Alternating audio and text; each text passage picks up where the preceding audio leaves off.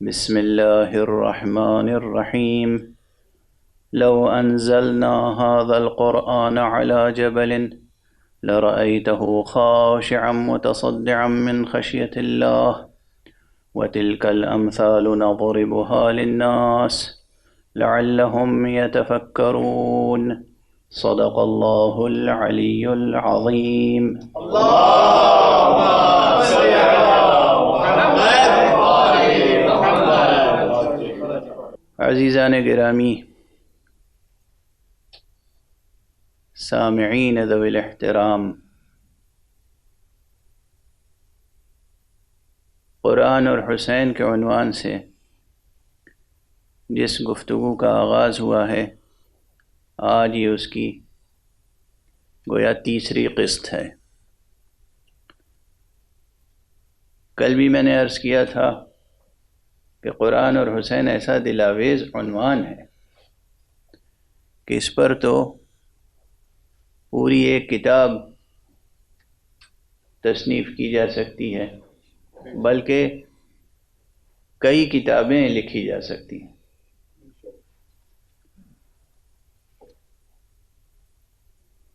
آپ دیکھیے ذرا اس گھرانے کی وحدت قرآن کے ساتھ،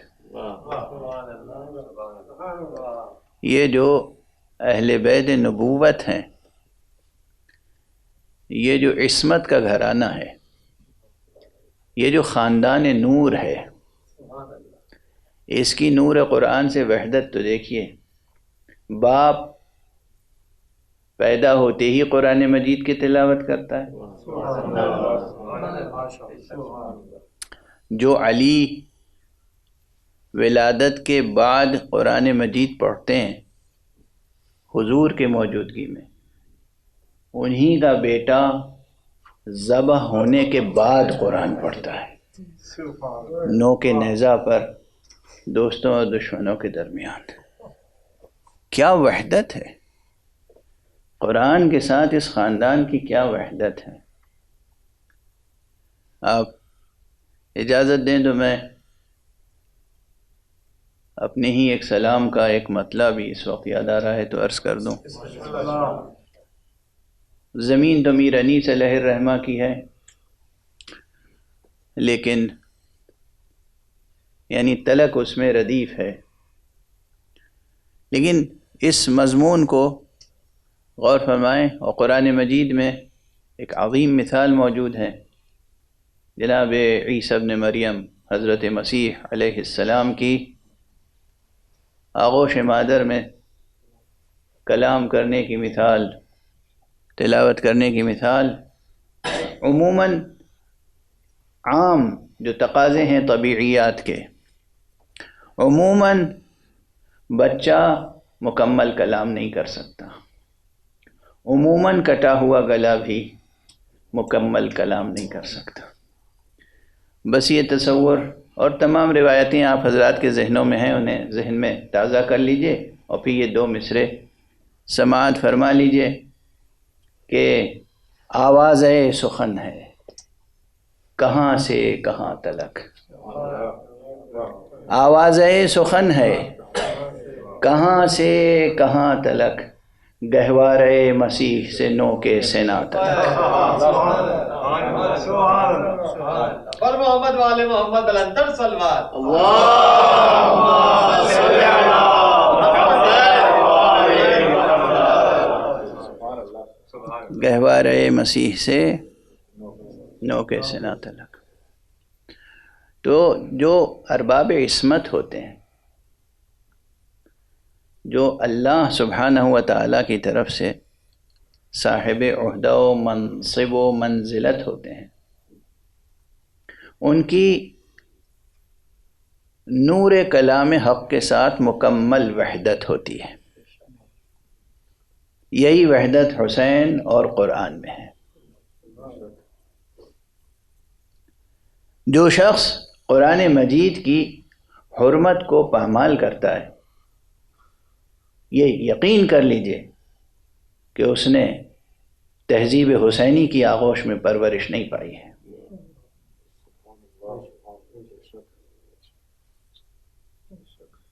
تہذیب حسینی کہہ رہا ہوں میں، ترکیب پرانی ہے، میری ہی زبان پہ کئی بار عرض کر چکا ہوں. تہذیب حسینی ایک مکمل تہذیب ہے، ایک مکمل ثقافت ہے.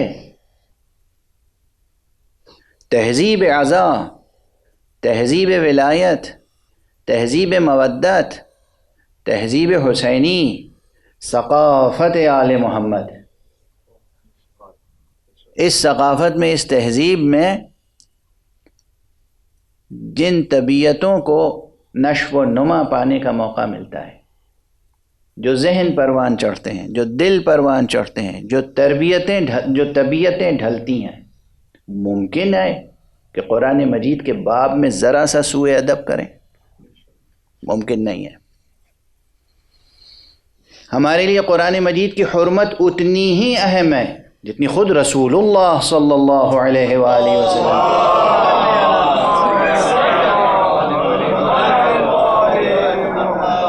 ایک بلندر صلوات بھیجیں مولا.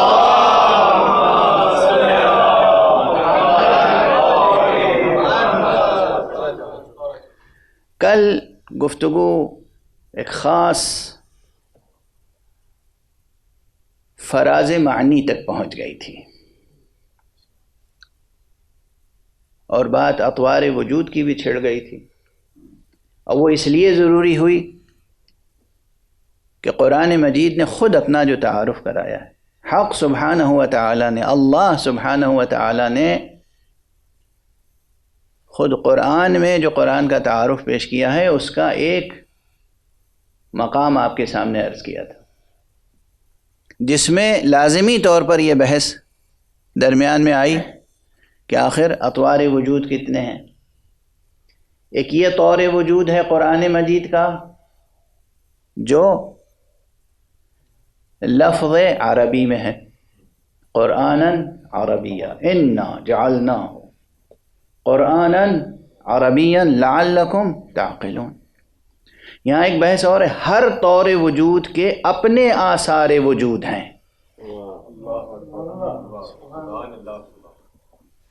ہر طور وجود کے اپنے آثار وجود ہیں، ہر سطح وجود کے اپنے آثار ہیں. یہ سب بنیادی بحثیں ہیں حکمت کی، اور بطور خاص حکمت اسلامی اور حکمت قرآنی کی، حکمت یمانی کی. یہ حکمت یمانی کی ترکیب میں ایجاد نہیں کر رہا ہوں، رسول اللہ صلی اللہ علیہ وسلم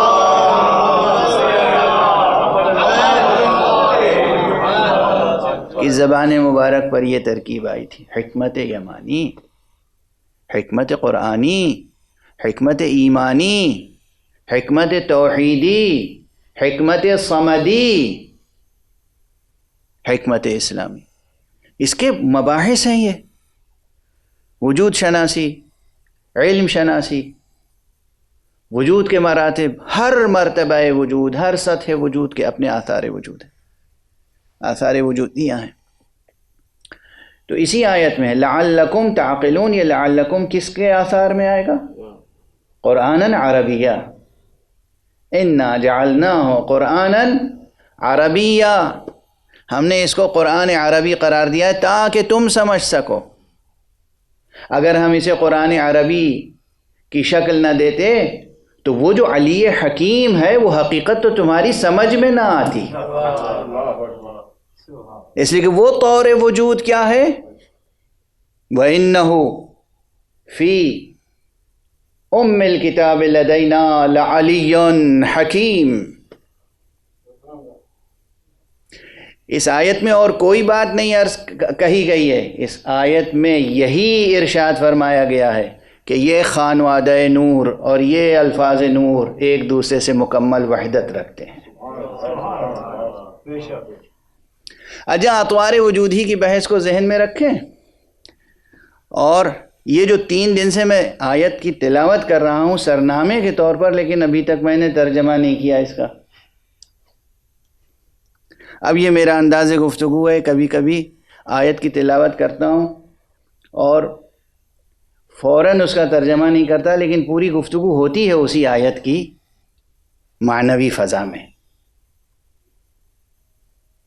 اگر اطوار وجود کا فرق سمجھنا ہو تو اس آیت پر اب غور کیجیے اور اس آیت کو سمجھیے.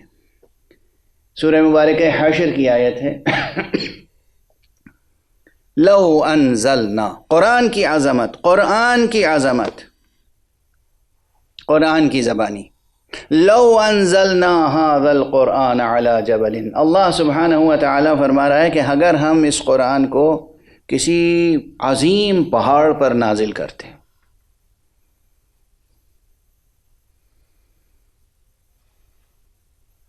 تو لو انزلنا هذا القرآن على جبل لرأيته خاشعا متصدعا من خشية اللہ، تو تم دیکھتے کہ وہ پہاڑ اپنی تمام تر سنگینی، سختی اور اپنی عظمت کے باوجود ٹکڑے ٹکڑے ہو جاتا، خشیت الہی سے، خوف الہی سے.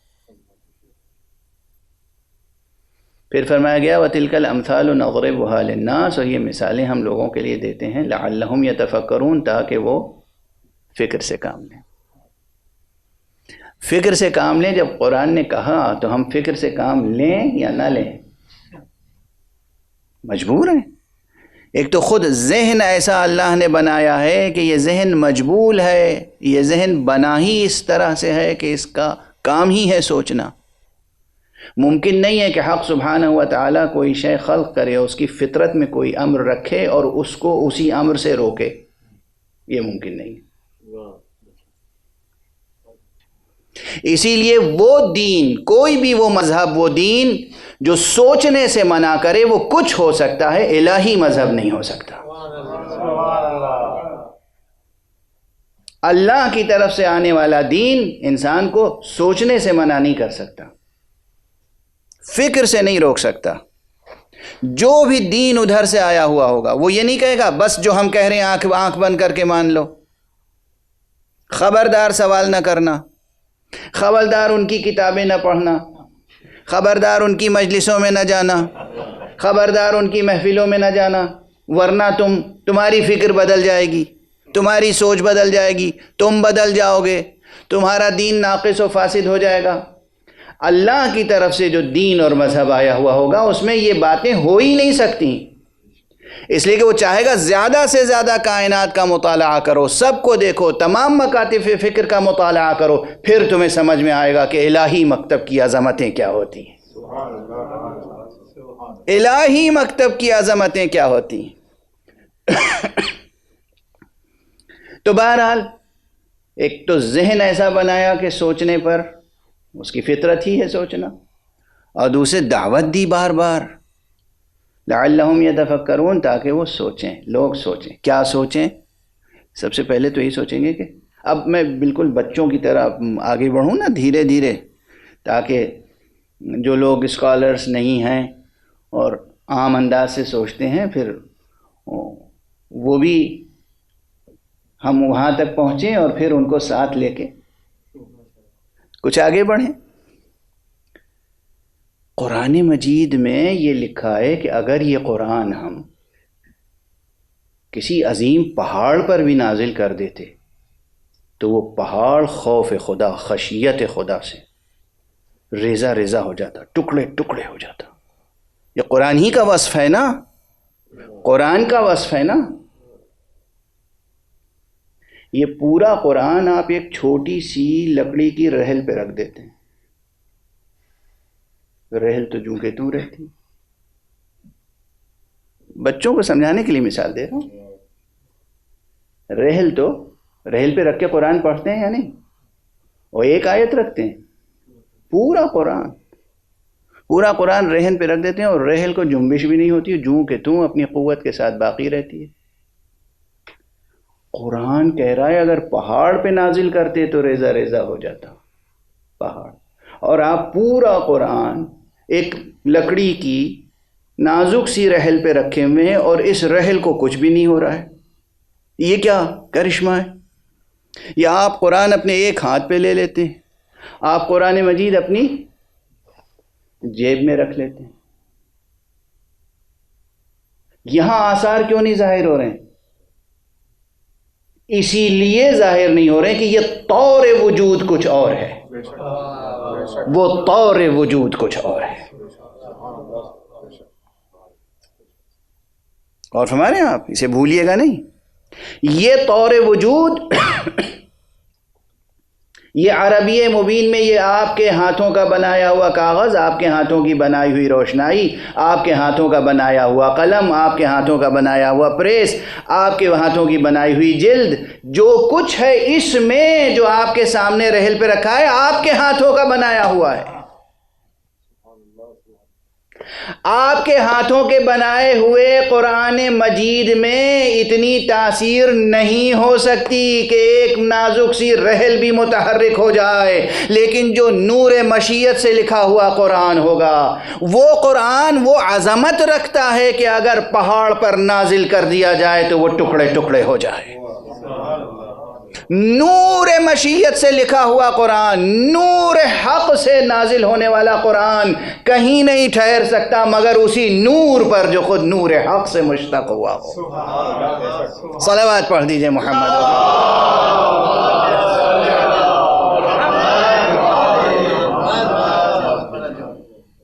یہ ایک طور وجود ہے، وہ ایک طور وجود ہے۔ اب اس میں ہم طور حقیقی کس کو کہیں اور طور مجازی کسے کہیں، طور ذہنی کسے کہیں؟ اب یہ ظاہر ہے کل یہ شکایت آ گئی مجھ تک کہ زبان اور اصطلاحیں اور سطح گفتگو ذرا غیر مانوس سی سطح تھی، لیکن یہ میں آپ کو یقین دلاتا ہوں کہ میں اپنی روش تو خیر نہیں بدلوں گا۔ انسان کو انسان کہتے ہی اس لیے ہیں کہ وہ نامرئی حقیقتوں سے بھی مانوس ہو جاتا ہے۔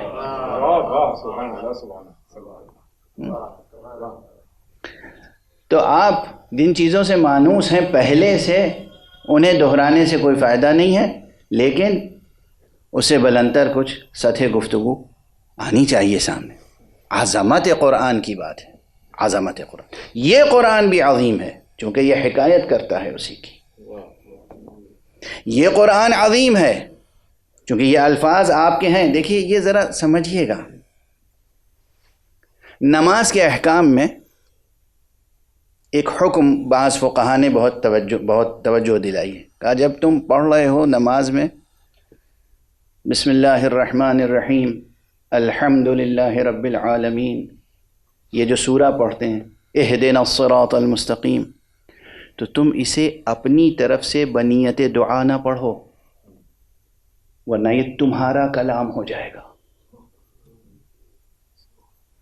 اس نیت سے پڑھو کہ ہم مأمور ہیں، ہمیں وہ کلام دہرانا ہے جو اللہ کا کلام قلب مصطفیٰ پہ نازل ہوا تھا۔ توجہ رکھیے، لفظیں وہی ہیں، مخارج وہی ہیں، تلفظ وہی ہے، مگر اس نیت سے کیا کہ یہ میری دعا ہے تو کلام آدمی ہو گیا۔ اس نیت سے کیا کہ ہم وہ کلام دہرا رہے ہیں، واجب ہے، فرض ہے کہ نماز میں ہم وہ کلام تلاوت کریں، ایجاد نہ کریں، تلاوت کریں، انشاء نہ کریں، تلاوت کریں۔ تلاوت یعنی پیروی۔ اور ہمارے ہاں اگر اپنی طرف سے کہا ایاک نعبد و ایاک نستعین اہدنا الصراط المستقیم، کلام آدمی ہے، فرض ادا نہیں ہوا۔ اس نیت سے کہا کہ یہ وہی آیت میں دہرا رہا ہوں جو اللہ کی طرف سے قلب مصطفیٰ پہ نازل ہوئی تھی، جو زبان مصطفیٰ سے امت تک منتقل ہوئی، وہی کلام میں دہرا رہا ہوں تیرے سامنے مالک پروردگار، میں تیرے محضر میں تیرا ہی کلام پڑھ سکتا ہوں، مجھے کہاں مجال، یہ جرات، یہ ہمت، یہ حوصلہ کہ خود کچھ کہہ سکوں۔ اور ہمارے ہاں تیرے محضر میں تیرا کلام پیش کر رہا ہوں، اگر اس نیت سے پڑھا واجب ادا ہو گیا، نماز صحیح ہو گئی۔ اور ہمارے ہاں تو یہ نیت کے بدل جانے سے حقیقت اتنی بدل گئی کہ وہ کلام آدمی ہو گیا اور نیت ذرا سی بدلی تو وہ کلام اللہ کہلایا. غور فرما رہے ہیں آپ؟ تو اب یہی قرآن جو پیشور کاتب لکھتے ہیں، پیشور کاتب جن کا کام ہے پیسے لینا، کتابت کرنا، ایمان ہے نہیں ہے، تقویٰ ہے نہیں ہے، طہارت ہے نہیں ہے، یہ پورا قرآن لکھ دیتے ہیں. نہ ان کے ہاتھ میں تاثیر پیدا ہوتی ہے، نہ اس لکھی ہوئی تحریر میں. اور کوئی با تقویٰ عالم با عمل صرف اپنے قلم سے بسم اللہ الرحمن الرحیم لکھ کر دے دیتا ہے اور کوئی اپنے پاس رکھ لیتا ہے تو چلنے والا پانی پر آسانی سے چلتا ہے. ہے تو وہی بسم اللہ. یہ جو بسم اللہ لکھی ہوئی ہے یہ قرآن مجید. اور ہمارے آپ نیتوں کا فرق سمجھیں، نیت کی عظمت سمجھیں، اس حقیقت کو سمجھیں. قلب مومن کی کیفیت کیا ہونی چاہیے، کیسا صاف قلب ہونا چاہیے، کیسی نیت ہونی چاہیے. اور ہمارے آپ یہی قرآن مشہور واقعہ ہے نا، علامہ مرتضی عالم الہدا کا واقعہ ہے بغداد کا. دریائے دجلہ موجود ہے اب بھی، یہ اس وقت بھی یہ دریا موجود تھا. اور یہ حکایت ہے کہ ایک شخص روزانہ درس میں آیا کرتا تھا، علامہ مرتضی عالم الہدا کے درس میں. ایک دن بہت تاخیر ہو گئی. شاگرد لائق تھا، یہ اچھے استاد کی پہچان ہوتی ہے کہ اچھے شاگردوں پر خاص توجہ ہوتی ہے. استاد کو فکر کہ بھئی ہم نے مطالب بیان کیے لیکن وہ جو اہل تھا وہ تو موجود نہیں تھا. بہرحال وہ جب آیا کہا کیا بات ہے؟ کہا کہ میں کیا عرض کروں، میرا گھر دریا کے اس طرف ہے اور کوئی کشتی موجود نہیں تھی، تو مجھے دیر ہو گئی. جب کشتی آئی میں سوار ہوا، پھر آیا. کہا اچھا. تشریف لے گئے، کچھ لکھا اور کاغذ موڑ کے دے دیا. کہا اسے اپنے ساتھ رکھنا، آئندہ کشتی ملے یا نہ ملے تم دریا پہ چلتے ہوئے آ جانا. کسی امام معصوم کی بات نہیں کر رہا ہوں میں، نبی کی بات نہیں ہے، ابھی امام کی بات نہیں ہے، ابھی اس امام زادے کی بات ہے جو امام کے اور اس کے درمیان 7 یا 8 فاصلے ہیں نسل کے. 7ویں یا 8ویں نسل میں ہیں جناب امام موسیٰ الکاظم علیہ الصلوۃ والسلام.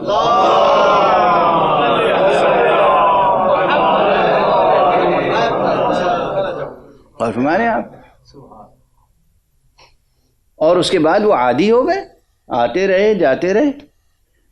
ایک دن جو کھول کے دیکھا، دیکھیں نیت اور اعتبار، یقین، عظمت، شک کا گزر نہ ہو دل میں دماغ میں. ایک دن کھول کے دیکھا تو کہا ارے یہ تو بسم اللہ ہی ہے، ارے یہ تو بسم اللہ ہی ہے.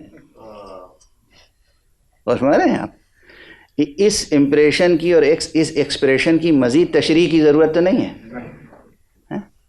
ارے یہ تو بسم اللہ ہی ہے، وہ تاثیر ختم ہو گئی.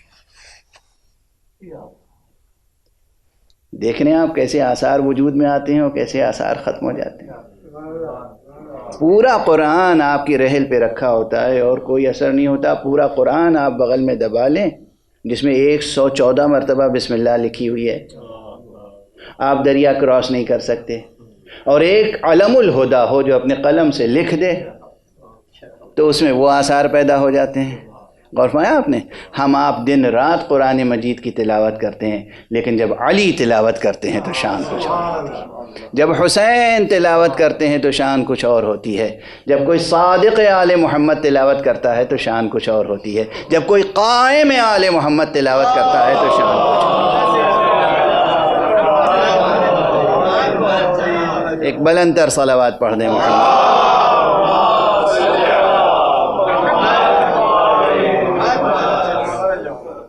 تو یہ آیت تھی جو میں روزانہ تلاوت کر رہا ہوں کہ لو انزلنا هذا القرآن على جبل. قرآن کی عظمت ہے، قرآن کی تاثیر، قرآن کی عظمت، قرآن کی اہمیت مکتب اہل بیت میں، شیعوں کے درمیان، اگر ہم اس قرآن کو کسی عظیم پہاڑ پر، اب عظیم میں کے ترجمے میں اس لیے کہہ رہا ہوں کہ یہ ارباب بلاغت سمجھتے ہیں کہ تنوین جو ہے جبلن، یہ جو تنوین ہے، یہ نون تنوین جو لکھا نہیں جاتا صرف پڑھنے میں آتا ہے، اس میں بھی کتنی معنویتیں ہیں. تو کبھی یہ تعظیم کے لیے آتا ہے، اور کبھی یہ تحقیر کے لیے آتا ہے، اور کبھی یہ تنکیر کے لیے آتا ہے، اور کبھی یہ تمکین کے لیے آتا ہے. اب یہ سب اصطلاحیں ہیں، یہ سب ٹرمینالوجیز ہیں. اگر آپ تحقیق کریں گے تو علم کے دروازے کھلتے چلے جائیں گے. میں صرف ٹرمینالوجیز اس لیے عرض کرتا ہوں، جو جس کا اہل ہو وہ اپنے مطابق کلیدیں لیتا جائے اور اپنے ذوق کے مطابق دروازے کھولتا جائے. ایک صلوات پڑھ دیجئے محمد.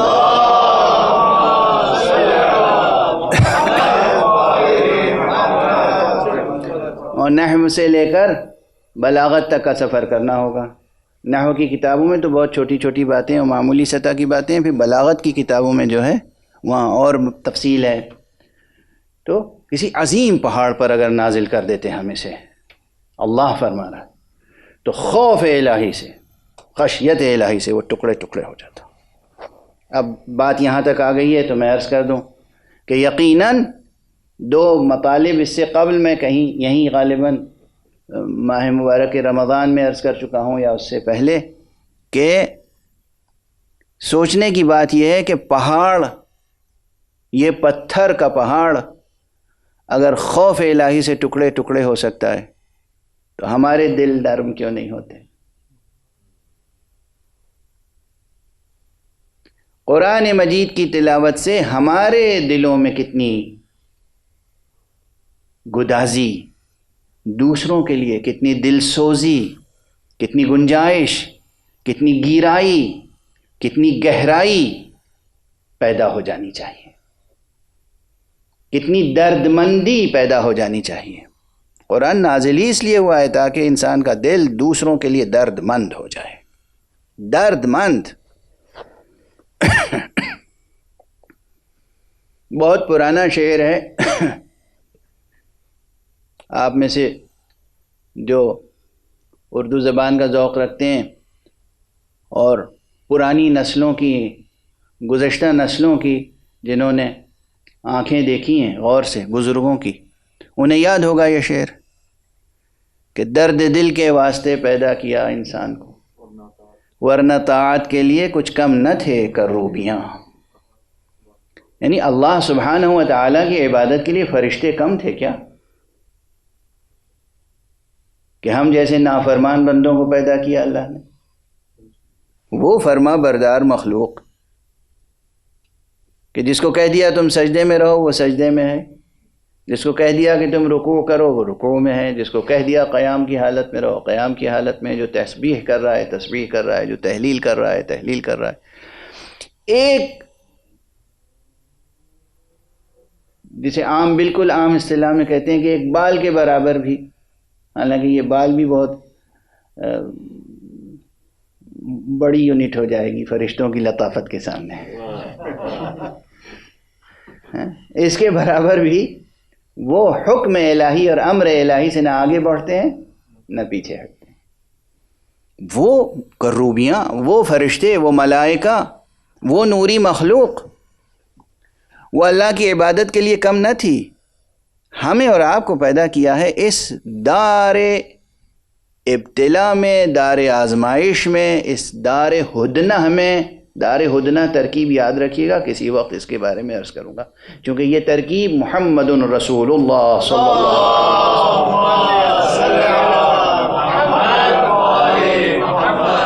کی زبان مبارک پر جاری ہوئی ہے اس عالم کی کے تعلق سے. اس دنیا میں، تضادات کی اس کائنات میں، تضادات کی اس کائنات میں، اس کثرت تضادات اور تضادات کثرت میں انسان کو پیدا کیا ہے صرف کس لیے؟ خود غرضی کے لیے، خود پرستی کے لیے؟ نہ خود غرضی کے لیے نہ خود پرستی کے لیے، خود فراموشی کے ساتھ خدا پرستی کے لیے.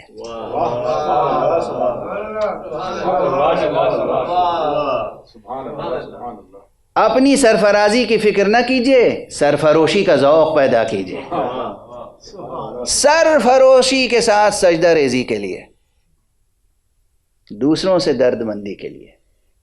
اس پوری کائنات کا درد آپ کے دل میں ہونا چاہیے، تب آپ کہلائیں گے مومن، تب آپ کہلائیں گے اہل توحید، تب آپ کہلائیں گے اہل قرآن، تب آپ کہلائیں گے اہل ولایت۔ صرف انسانوں کا نہیں، حیوانوں کا درد ہونا چاہیے، صرف حیوانوں کا نہیں، نباتات کا درد ہونا چاہیے، اس زمین کا درد ہونا چاہیے۔ قرآن مجید میں بھی ہدایت ہے اور حدیث میں بھی ہدایت ہے، زمین پر چلو تو پاؤں اس طرح پٹخ کر نہ چلو ورنہ زمین تمہاری شکایت کرے گی۔ غرور اور تکبر سے نہ چلو زمین پر، زمین کا درد بھی ہونا چاہیے۔ بے ضرورت درختوں کو نہ کاٹو، کس کی تعلیم ہے یہ؟ اسلام کی۔ اگر اس پر ساری دنیا عمل کرتی تو یہ جو آج کل مصیبت آئی ہوئی ہے پوری دنیا پر، جو کلائمیٹ چینج ہو رہا ہے، جو گلوبل وارمنگ ہو رہی ہے، جو مشکلیں ہیں، یہ نہ ہوتی۔ بے ضرورت قطع نہ کرو درختوں کو، بے ضرورت شکار نہ کرو، کسی جانور کو بے ضرورت مار نہیں سکتے۔ یہ نہیں کہ شوقیہ ذوق ہے آپ کا، شوق ہے، آپ حیوانوں کو ہلاک کر رہے ہیں۔ بے ضرورت نہ کرو۔ جنگ کی حالت میں دشمن سے جنگ کرو، کیونکہ یہ بحثیں آنے والی ہیں کہ قرآن مجید میں قتال کا کیوں حکم ہے، جہاد کا کیوں حکم ہے، یہ آیتیں نکال دیجئے قرآن مجید سے۔ سبحان اللہ، آئے گی وہ بحث۔ جنگ کرو اگر جنگ کی ضرورت ہے تو دیکھو جو دشمن تمہارے سامنے آ رہا ہے تمہارے جان کے در پہ ہو کر، اسی کی جان کے در پہ تم بھی ہو نا۔ ایسا نہ ہو کہ تم دشمن کی آبادی میں جاؤ تو درختوں کو کاٹ ڈالو اور گھروں کو اجاڑ ڈالو اور بچوں کے ساتھ تم ظلم کرو، خواتین پر زیادتی کرو، ان کے جانوروں کو ہلاک کرو۔ یہ نہ کرنا۔ یعنی کیا؟ یعنی تمہارے دل میں پوری کائنات کی گنجائش ہونی چاہیے۔ اگر راستہ ہے نا، ایک جگہ سبزہ اگا ہوا ہے، ہری گھاس، سبززار، مرغزار، خوبصورت، اور دوسری طرف خشک زمین ہے، تو آپ کی فطرت کیا کہتی ہے؟ کہاں چلیں گے آپ؟ راستہ طے کریں گے سبزے پر یا زمین پر؟ خشک زمین پر، سخت زمین پر۔ کیوں؟ بلا وجہ اس جاندار سبززار کو کیوں روندتے ہو؟ فطرت بھی یہی کہتی ہے، شریعت بھی یہی کہتی ہے، شریعت بھی یہی کہتی ہے، طریقت بھی یہی کہتی ہے۔ طریقت، حقیقت، شریعت الگ الگ چیزیں نہیں ہیں، ایک ہی حقیقت کے اطوار ہیں۔ ایک صلوات پڑھ دیجئے محمد۔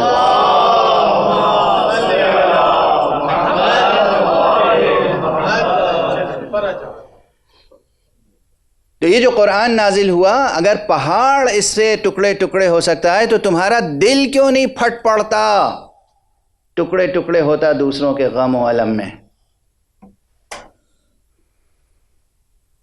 ابھی چند دقیقے اور ساتھ دے دیجئے، مصائب نہیں پڑھ رہا ہوں، لیکن انسان کیسا شقی انسان ہے وہ انسان، اس انسان کے بارے میں کیا کہیں جو غم حسین میں نہیں آنسو بہا سکتا، وہ دوسرے عام انسانوں کے لیے کیا دل میں درد بندی پیدا کر سکتا ہے؟ اس لیے یقین فرمائیے جو آزادار معاشرہ ہے نا دنیا میں، پوری دنیا میں، یہ انسانی قلوب کی تربیت کرنے والا ایک عظیم الشان معاشرہ ہے۔ یہ جو ماتم کرنے والے ہاتھ ہیں نا، ان ہاتھوں کا احترام کرو۔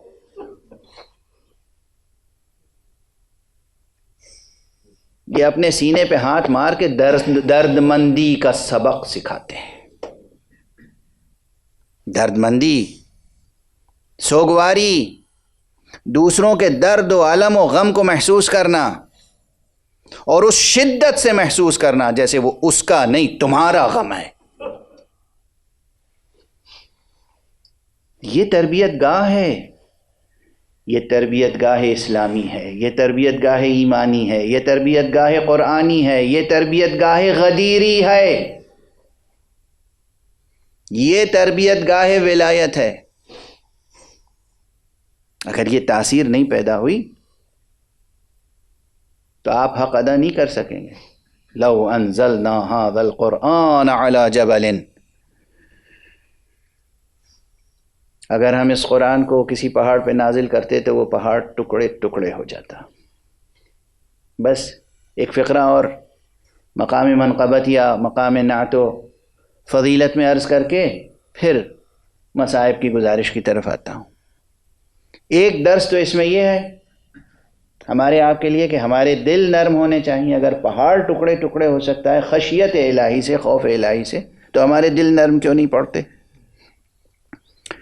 دوسرا پہلو یہ بھی ہے کہ کتنا عظیم ہوگا وہ قلب جس قلب پر یہ قرآن نازل ہوا۔ یہاں سے قلب مبارک مصطفیٰ صلی اللہ علیہ وسلم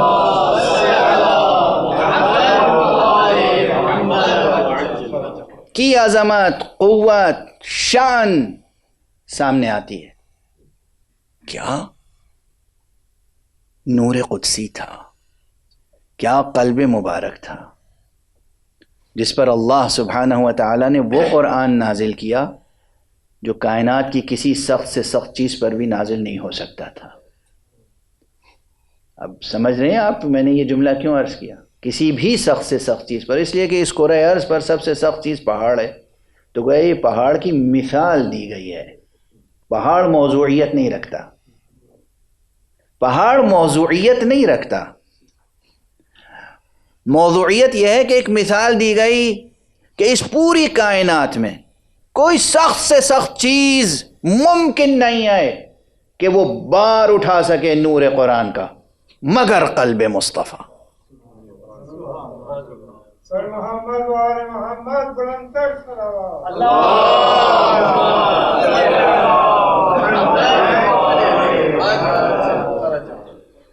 اور جو چیز قلب مصطفیٰ پہ نازل ہو، قلب مصطفیٰ اس کا امین ہو، اور مصطفیٰ پھر اپنے بعد جسے امین بنائیں وہ بھی قلب مرتضیٰ ہو، اس حقیقت تک کیا کسی غیر معصوم کا دست تصرف پہنچ سکتا ہے کہ کچھ آیتیں نکال لے اور کچھ آیتیں ڈال دے؟ سمجھ میں آتی ہے یہ بات؟ کیا ہو گیا ہے آپ کی ہوش و خیرت کو؟ کیا ہو گیا ہے؟ کیا قرآن مجید کو سمجھا؟ یاد رکھیے، کل بھی میں نے عرض کیا تھا کہ قرآن مجید پہ جو اعتراضات ہیں نئے نہیں ہیں، اور ان تمام اعتراضات کا جواب خود قرآن مجید میں موجود ہے، بس آیات کی تلاوت کرنے کی ضرورت ہے۔ مثلا اس پورے قرآن سے متعلق پروردگار عالم نے ارشاد فرمایا ہے کہ انا نحن نزلنا الذکر وانا لہ لحافظون، ہم ہیں، ہم نے اس ذکر کو نازل کیا ہے۔ اللہ اکبر۔ دیکھیے قرآن مجید میں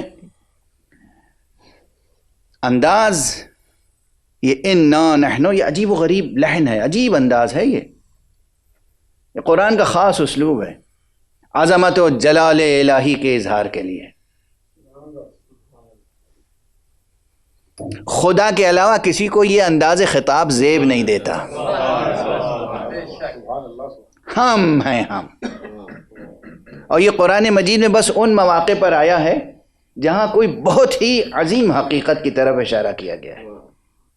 مثلا انسانوں کے لیے سب سے بڑی بات کیا ہو سکتی ہے؟ مرنے جینے کی بات، مرنے جینے کی بات ہے۔ کیا ہو سکتی ہے انسان کے لیے جس پہ انسان مرنے جینے پہ تیار ہو جائے؟ مرنا جینا ہی ہے جس پہ مرنے جینے کے لیے تیار ہوتا ہے۔ سمجھ رہے ہیں آپ؟ دیکھیے لہجے میں کیا فرق ہوا، ایک ہی فقرے کو دہرانے میں کیا معنویت پیدا ہو گئی۔ تو سب سے بڑی بات یہ ہے کہ کسی مردے کو کوئی زندہ کر دے، یہ ہے بڑی بات۔ زندہ کو مارنا بڑی بات نہیں ہے، مردہ کو زندہ کرنا بڑی بات ہے۔ تو قرآن مجید میں سورہ مبارکہ یاسین آپ میں سے اکثر حضرات کو تقریباً پوری یاد ہوگی، اکثر تلاوت کی جاتی ہے۔ اس کی 12ویں آیت میں یہی انداز ہے، انا نحن نحیی الموتى، ہم ہیں ہم جو مردوں کو زندہ کرتے ہیں، ہم ہیں ہم۔ وہی انداز جو وہاں ہے، مردوں کو زندہ کرتے ہیں، چونکہ زندہ کرنا عظیم ترین مسئلہ ہے، عظیم ترین۔ واقعاً یہ ترین کا لفظ ہم لوگ تو بہت استعمال کرتے ہیں، سپرلیٹو ڈگری میں گفتگو کرنا ہم لوگوں کی بیماری ہے۔ ہر حقیر سے حقیر چیز کو ترین لگا کر عظیم ترین بنا دیتے ہیں۔ معمولی سا کوئی شاعر ہوگا، عظیم ترین شاعر، معمولی سا کوئی ذرا سا 1-2 صفحہ پڑھ لیا، عظیم ترین عالم، معلوم ہوا کہ کوئی 1-2 صفحہ مضمون لکھ لیا، عظیم ترین ادیب۔ ترین کے نیچے تو کوئی آنے کو تیار ہی نہیں ہوتا ہے۔ یعنی اب یہ ترین کے ساتھ جتنے کلمات ہیں یہ بے معنی ہو چکے ہیں۔ لیکن بہرحال توجہ رہے آپ کی اس طرف کہ قرآن مجید سے متعلق گفتگو ہو رہی ہے نا، قرآن مجید سے متعلق گفتگو ہو رہی ہے، تو آپ اس بات کو سمجھیں کہ کہاں پر یہ استعمال کرنا چاہیے ترین کا۔ عظیم ترین مسئلہ ہے واقعاً مردے کو جلا دینا، خدا کہہ رہا ہے۔ ویسے ایک بات عرض کروں، کوئی اس سے اختلاف نہیں، جتنے وعدے خدا نے کیے ہیں اور جتنے کام خدا نے اپنے ذمے لیے ہیں، کرتا ہے وہ کسی نہ کسی ذریعے سے اور واسطے سے، ہے نا۔ اللہ نے کہا میں ہدایت دوں گا، ہدایت دینا میرا کام ہے۔ ہدایت دیتا کون ہے؟ نبی۔ اللہ نے کہا رزق دینا میرا کام ہے، رزق بانٹتا کون ہے؟ فرشتے۔ اللہ نے کہا کہ شفا میں دیتا ہوں، شفا ملتی کیسے؟ ڈاکٹر، حکیم، دوائیں سب استعمال کرتے ہیں، شفا دیتا وہ ہے لیکن ان ذریعوں سے۔ اللہ نے کہا ہم ہیں ہم جو مردوں کو جلاتے ہیں۔ جب ڈھونڈیں گے تاریخ میں تو کہیں عیسیٰ نظر آئیں گے، کہیں علی نظر آئیں گے۔ صلوات پڑھ دیجئے محمد۔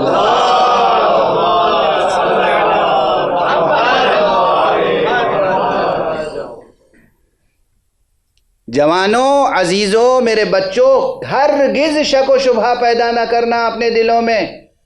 معجزات حقیقت ہیں، اور پیغمبر اکرم محمد مصطفیٰ صلی اللہ علیہ وآلہ وسلم سے لے کر امیر المؤمنین سے لے کر فاطمہ زہرا سے لے کر امام حسن اور امام حسین سے لے کر فرزند حسین امام منتظر تک، ہمارا ہر امام یہ قدرت رکھتا تھا کہ ایک ٹھوکر مار دے تو مردہ زندہ ہو جائے۔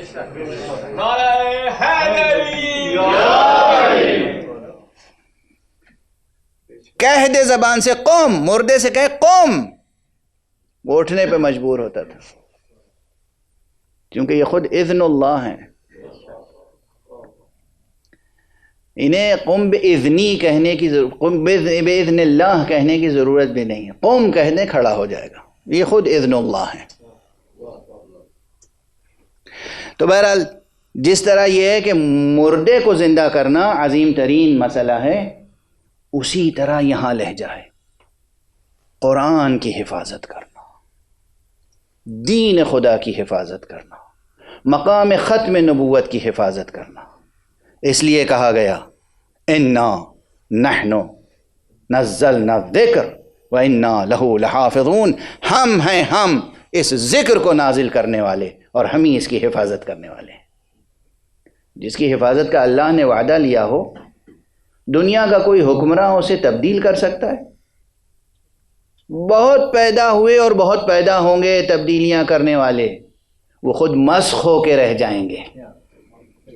قرآن اپنی جلالت کے ساتھ ہمیشہ باقی رہے گا۔ قرآن مجید کی حفاظت کا عجیب و غریب اہتمام الہی ہے۔ وقت ختم ہو گیا، گفتگو تشنا رہ گئی، اور آپ کو معلوم ہے کہ آج تیسری مجلس ہے محرم کی۔ 2 محرم کو وہ قافلہ جو چلا تھا، 28 رجب کو جو قافلہ چلا تھا سرکار سید الشہداء کا، ابو عبداللہ الحسین کا، جو قافلہ 28 رجب کو مدینے سے چلا تھا، وہ مدینے سے مکے پہنچا، کچھ عرصہ قیام مکے میں رہا، اور 8 ذی الحجہ کو یوم ترویہ وہ قافلہ کربلا کے لیے روانہ ہو گیا۔ جب تمام دنیا سے آئے ہوئے حاجی احرام باندھ رہے تھے عرفات جانے کے لیے، اس وقت جانے کعبہ احرام کھول رہا تھا کربلا جانے کے لیے۔ مسئلہ کیا تھا؟ کیوں؟ عظمت قرآن کی حفاظت، عظمت قرآن کی حفاظت، حقیقت قرآن کی حفاظت، دین کی حفاظت، مقام ختم نبوت کی۔ یہی مسائل تھے اور کوئی مسئلہ نہیں تھا، یہی مسائل تھے، مقام ختم نبوت کی حفاظت۔ کیوں؟ میں پہلی مجلس میں عرض کر چکا ہوں، وحی کا منکر قرآن سے بیعت لینا چاہتا تھا، وحی کا منکر۔ اگر حسین علیہ السلام اس موقع پر قربانیاں نہ پیش کرتے، اتنی عظیم قربانیاں، تو میں نہیں کہہ سکتا کہ پھر اسلام کا کیا ہوتا، پھر اس قرآن کا کیا ہوتا۔ جب مسلمانوں کی عظیم سلطنت کا سلطان کہہ دے کہ نہ کوئی فرشتہ آیا تھا، نہ کوئی وحی نازل ہوئی تھی، تو لوگوں کا کیا عالم ہوتا ہے؟ مشہور مقولہ ہے، الناس علی دین ملوکہم، لوگ تو اپنے بادشاہوں کے دین پر ہوتے ہیں۔ پھر کیا ہوتا ہے اس ملت کا، اس امت کا؟ پوری کی پوری امت یزیدوں اور ولیدوں کی تربیت کردہ امت ہو جاتی ہے۔ لیکن آج اگر دنیا میں قرآن کی صدائیں بلند ہیں، آج اگر دنیا میں مناروں سے اذانیں بلند ہیں، آج اگر خانہ کعبہ کے گرد ابھی بھی نماز کی صفیں قائم ہیں، آج اگر مسجد نبوی میں پابندی کے ساتھ اعتکاف اور نماز اور روزہ اور یہ عبادتوں کے تمام ارکان دین قائم ہیں، تو یہ قربانی حسین کا صدقہ ہے۔ حسین 8 ذی الحجہ کو روانہ ہوئے اور 2 محرم کو کربلا پہنچ گئے۔ لیکن کربلا پہنچنے سے پہلے ہی ہر منزل پر حسین کو کوئی نہ کوئی صدمہ ضرور پہنچا۔ کربلا پہنچنے سے پہلے ہی حسین کو یہ صدمہ پہنچا کہ ایک مقام پر، ایک منزل پر کوفے سے آنے والے 2 مسافر نظر آئے۔ امام نے اپنے اصحاب میں سے کسی سے کہا کہ ذرا جا کے انہیں بلاؤ، دیکھو کون ہے، کہاں سے آ رہے ہیں۔ بلایا گیا، وہ دونوں آئے، قریب آئے، کہا یہ کس کا کارواں ہے؟ کہا یہ حسین ابن علی کا کارواں ہے۔ سنتے ہی ان دونوں مسافروں کے چہروں کا رنگ بدل گیا۔ کہا کہاں ہیں فرزند رسول؟ کہا تم ہمیں کوفے کی کچھ اطلاع دو گے؟ کہا اطلاعیں تو اہم ہیں، مگر تم سے نہیں بتا سکتا، مجھے آقا تک لے جاؤ، مجھے فرزند رسول تک لے جاؤ۔ فرزند رسول تک لایا گیا، امام حسین تک لایا گیا۔ دیکھا کہ چہرے کے رنگ بدلے ہوئے ہیں۔ آقا حسین نے پوچھا کہو تو صحیح کیا خبر ہے؟ آنے والوں نے ادھر ادھر دیکھا، ادھر علی اکبر ہیں، ادھر عباس ہیں، کچھ اور لوگ ہیں۔ ایسا معلوم ہوتا تھا یہ 2 آنے والے آقا کی معرفت رکھتے تھے، دل میں دل سوزی تھی، دل میں درد مندی تھی، کچھ احترام اور عظمت کا لحاظ تھا۔ خاموش تھے، ادھر ادھر دیکھ رہے تھے۔ امام نے آنکھوں کو پہچان لیا اور کہا دیکھو یہ میرے اپنے ہیں، ان سے کوئی پردہ نہیں ہے، ان سے کوئی حجاب نہیں ہے، جو خبر ہو بتاؤ۔ ایک مرتبہ انہوں نے با آہو نالا کہا، فرزند رسول جب ہم کوفے سے نکل رہے تھے تو آپ کے سفیر مسلم ابن عقیل کے پاؤں میں رسیاں بندھی تھی اور کوفے کی گلیوں میں بے حرمتی کی جا رہی تھی۔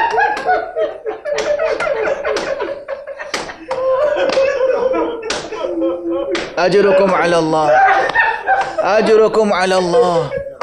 کوفے کی گلیوں میں سفیر حسین، اور آپ سنیں گے ایک جملہ، یہ جملہ میرا نہیں ہے، آپ کی یقیناً صدائیں اور بلند ہو جائیں گی۔ امام بخاری وہی جن کی صحیح بخاری، انہوں نے اپنی دوسری کتاب جہاں انہوں نے اپنے رجال سے بحث کی ہے، تاریخ کبیر میں لکھتے ہیں کہ وہ چند افراد جن کی شکل و صورت رسول اللہ سے مشابہ تھی، ان میں سے ایک مسلم ابن عقیل بھی تھے۔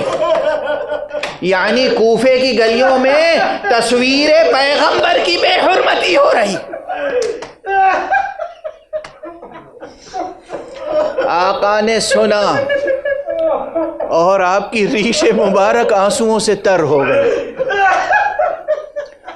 چہرے پر آنسوؤں کی جھالر۔ آقا حسین کچھ دیر توقف فرمایا اور اس کے بعد خیمے میں تشریف لے گئے۔ بی بی جناب زینب نے دیکھا بھائی کے چہرے کا رنگ بدلا ہوا ہے، ریش مبارک آنسوؤں سے تر ہے، لگتا ہے کوئی صدمے کی بات ہے، لگتا ہے کوئی اندوہناک مسئلہ درپیش ہے۔ سوچ ہی رہی تھی کہ ایک مرتبہ جناب سید الشہداء نے فرمایا، آقا نے فرمایا، اس لیے کہ جناب مسلم کی زوجہ آقا حسین کی بہن ہے، آقا امیر المومنین کی بیٹی ہیں جن کا نام رقیہ ہے۔ کہا مسلم کی زوجہ کہاں ہیں؟ بلاؤ۔ زینب تو سمجھ گئی، جا کے مسلم کی زوجہ کو لائیں، بچی کو لائیں۔ جیسے ہی بچی قریب آئی، آقا حسین نے سر پہ ہاتھ رکھا، یہ بنی ہاشم کے بچے ہیں۔ جیسے ہی ہاتھ رکھا فوراً بے دریغ بچی نے ایک مرتبہ اپنے عمو کو دیکھا اور کہا خیر تو ہے میرے بابا کی، خیر تو ہے۔ اجرکم علی اللہ، اجرکم علی اللہ۔ آقا حسین نے بچی کو بہت دلاسا دیا، بہت دلاسا دیا۔ اور عام طور پر آپ سنتے رہتے ہیں کہ وہ کانوں کی بالیاں، وہ بندے جو سکینہ کے لیے رکھے تھے، وہ یتیمہ مسلم کے گوشوارے بنا دیے۔ اور یہ وہ آقا حسین ہیں کہ جب خود آقا حسین شہید ہوئے ہیں تو آپ کی بیٹی تڑپ رہی تھی غم میں، اور دشمن آ کر بالیاں سلب کر رہا تھا، رخسار پر تماچے لگا رہا تھا، اور وہ بچی پکار رہی تھی بابا بابا، یتیموں پر کرم کرنے والے بابا، بیواؤں پر کرم کرنے والے بابا، آپ کے بعد دیکھیے ہم پر کیا مصیبتیں نازل ہو رہی۔ انا للہ وَإِنَّا إِلَيْهِ رَاجِعُونَ، رضاً بِقَضَائِهِ وَتَسْلِيمًا لِأَمْرِهِ۔ پروردگار ہمیں علوم قرآن اور معارف اہل بیت سے آشنا فرما۔ پروردگار ہمیں قرآن کی عظمت پر اپنی جانیں نثار کرنے کی توفیق عطا فرما۔